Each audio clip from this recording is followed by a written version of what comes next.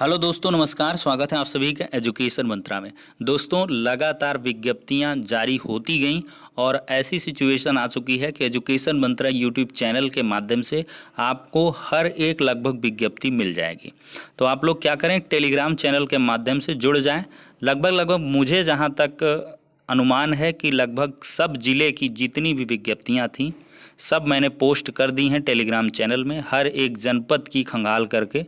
चित्रकूट वगैरह की जैसे इधर नहीं मिल रही थी अभ्यर्थियों को, आगरा की, औरैया की, अंबेडकर नगर की, सीतापुर की, इसको लेकर बहुत सारे अभ्यर्थी परेशान थे। बुलंदशहर की, इस प्रकार की बहुत सारी विज्ञप्तियां थी।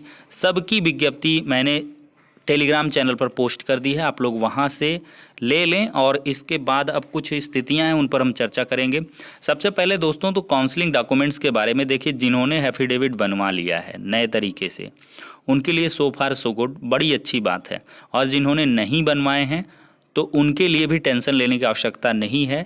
एफिडेविट को लेकर काफ़ी जगहों से ये चीज़ें हमने जो है पता करी हैं, उनसे ये निकल के आया है कि एफिडेविट की कोई समयावधि नहीं रहती है। लेकिन क्या है कि कुछ जनपदों में 31,277 मेंशन्ड है या 69,000 मेंशन्ड है, तो वहाँ पर थोड़ी सी दिक्कत देखने के लिए मिल सकती है। लेकिन अंडरस्टूड रहेगा, वहाँ से आपको सुविधाएं मिल जाएंगी, आप लोग बनवा सकते हैं, वहीं पर हो जाएगा। अदरवाइज़ 1 से 2 दिन बाद आप एफिडेविट दे देंगे, उसके लिए रिलेशन में एप्लीकेशन दे देंगे। नहीं, क्या करेंगे भाई, अगर कल का समय नहीं, जिसकी कल की काउंसलिंग है तो क्या है, फजीहत है। लेकिन फ़िलहाल अगर आपका पुराना है तो वो चल जाएगा, ठीक है, कोई ऐसी प्रॉब्लम नहीं, उसको लेकर परेशान ना हो। डीडी वगैरह आपने संभवतः अब तक बनवा ली होगी, अगर नहीं बनवाए हैं तो एट एनी रेट कल तक में तो अवश्य ही बनवा लें। वहाँ कैश में तो वैसे बनती नहीं है, चेक अकाउंट से ही बनती है, चेक होना चाहिए।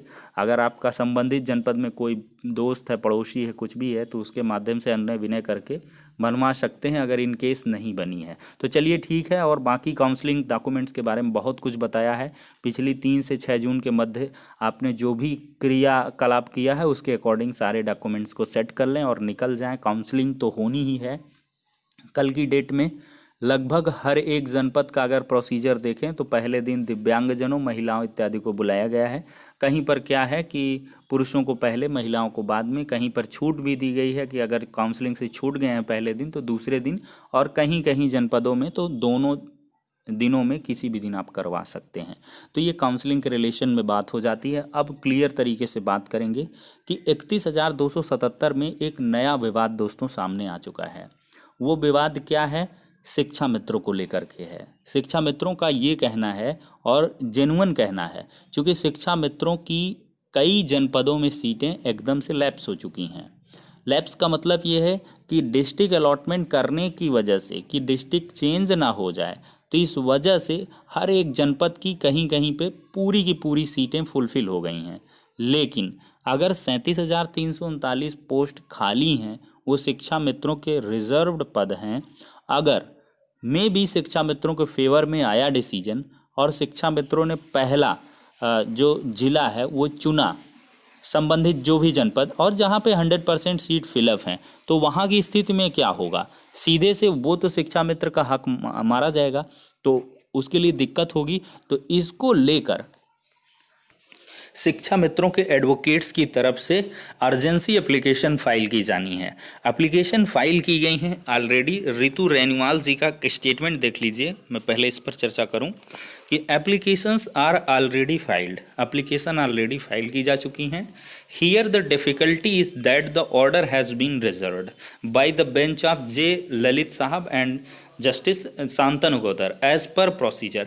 और ये भी तय है कि जो ऑर्डर है, कठिनाई कहाँ पे आ रही है कि जो ऑर्डर रिजर्व हुआ है वो ललित साहब और शांतनु सर की बेंच में रिजर्व हुआ है एज पर प्रोसीजर। अगर प्रोसीजर की बात करें तो एक निर्धारित प्रक्रिया के अंतर्गत application will be listed before the same bench. जो भी एप्लीकेशन हैं वो सेम बेंच के सामने ही लिस्टेड होती हैं। अब जस्टिस शांतनु गौदर जी हैं नहीं, due to non availability of justice Shantanu Goudar, registry not listing any application. Registry के द्वारा किसी भी एप्लीकेशन को लिस्टेड नहीं किया जा रहा है, अंडर पेंडेंसी है। लेकिन शिक्षा मित्रों के लिए फिलहाल मैं खुशखबरी लेकर आया हूं। यहां पर देख लें, कोर्ट नंबर 42 में शांतनु सर की 15 तारीख को वापसी हो चुकी है। जी हाँ, देख सकते हैं, justice Mohan M Shantanu Goudar, the bench will be assemble after the normal court is over. मतलब शांतनु सर अब बैक हो चुके हैं। एक बड़ी खुशखबरी ऑर्डर के रिलेशन में भी है और इनकी बेंच भी जल्द से जल्द कॉन्स्टिट्यूट हो सकती है ललित साहब के साथ। लेकिन सबसे बड़ी बात यह है कि 15 को तो ये रहेंगे कोर्ट नंबर 42 में। अब आगे की जो सेम बेंच अगर कॉन्स्टिट्यूट हो तब इसमें आए, और अब आ चुके हैं शांतनु सर, तो 15 के बाद में भी लिस्टेड हो जाए। फिलहाल तो स्थिति नहीं लग रही और 14-15 में काउंसलिंग हो जानी है। 16 को नियुक्ति पत्र मिलेगा, तो इसके बाद ही लिस्टेड की प्रक्रिया हो सकती है, इसके पहले उम्मीद नहीं है।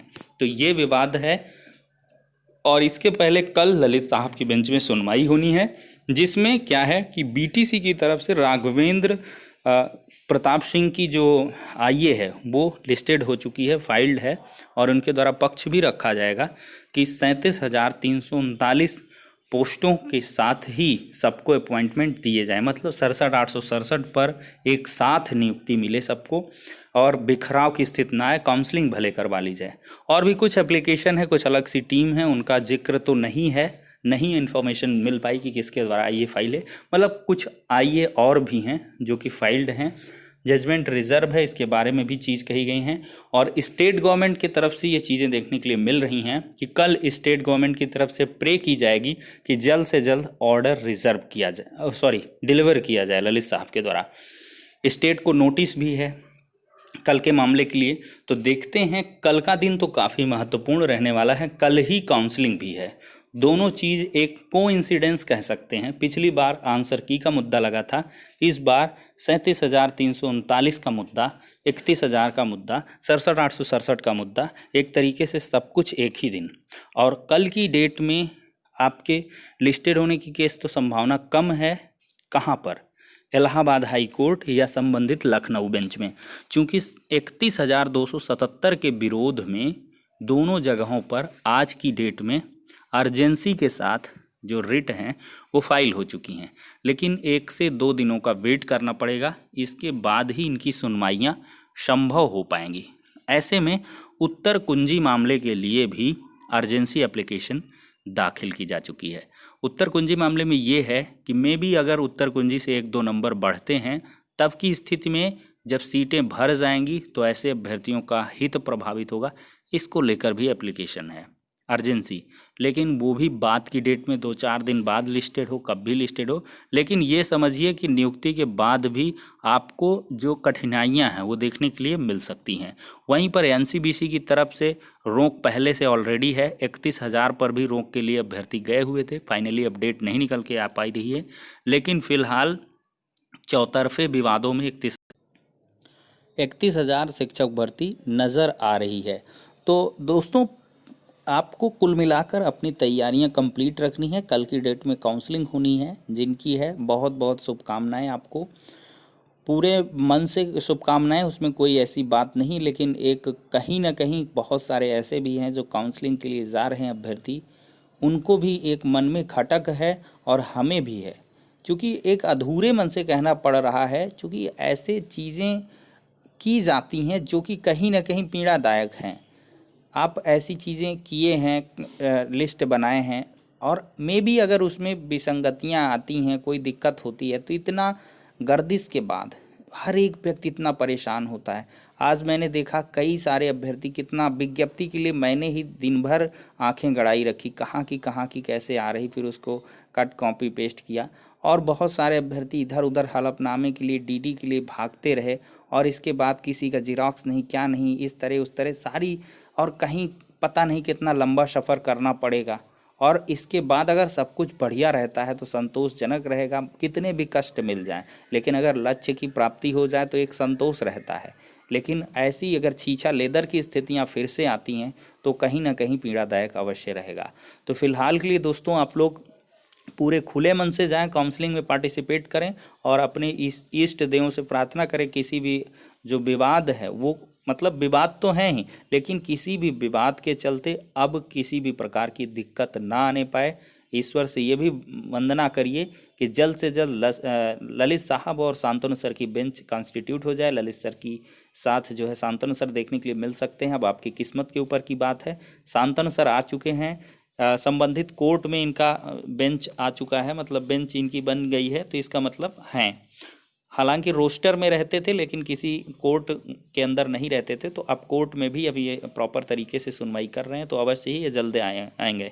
तो ऑर्डर भी आ सकता है कल की डेट में। ये भी रहे कि स्टेट गवर्नमेंट बढ़िया से पैरवी कर दे ऑर्डर के लिए, ललित साहब कुछ कह दें, बेहतर हो जाए। तो इन सभी चीज़ों के लिए सकारात्मक रहते हुए वीडियो को यहीं पर ख़त्म करेंगे। नेक्स्ट वीडियो में मिलते हैं।